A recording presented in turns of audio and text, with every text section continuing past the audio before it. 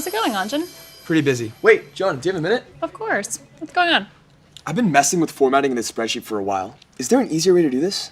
I'm Joanna Smith, a developer advocate for G Suite, and with a couple minutes of your time, I can make your day easier, as well as his.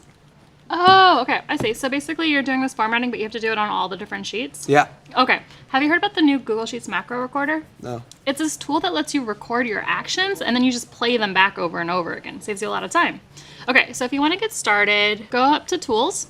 All right. Click Macros, and then you see the Record Macro option. All right, if you go ahead and start recording, as long as this dialog is up, every single thing that you do will be recorded into it. Clicks, types, edits, all kinds of stuff. So from right here, you can just format the way you were doing earlier. Okay, great. So I want alternating colors. I'm gonna click here. And then choose green. Green's the best color. Awesome. And then done.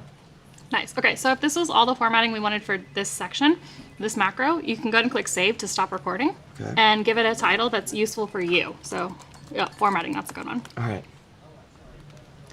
So what you have just done is used Google Sheets to automatically write an app script for you so that you didn't have to write any code.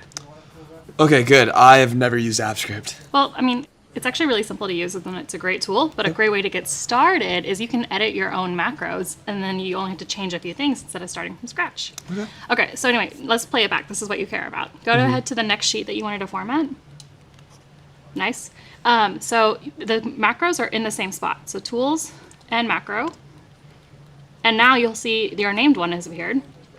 If it's the first time you run it, you have to authenticate, but if you run them before on a sheet, you'll be fine. And then you can see the whole sheet is now edited. Oh, wow. This is awesome. Yeah, it saves you so much time. Yeah, this is great. Thank you. There are two things you want to know, though, if you're going to use macros moving forward. It's not just for formatting. You can do all kinds of tasks, like analysis or any kind of computation or editing you have to do regularly or on a lot of different sheets. And then the second thing is that it's still collaborative. Your macro, recording or playing, will not block my edits. Wow. So when I need to input data during our budget meetings, I can do that. Exactly. That's awesome. If you had any questions on this pro tip, just leave them in the YouTube comments. And for more tips like this, follow us on Twitter @G Suite to vote on the next topic.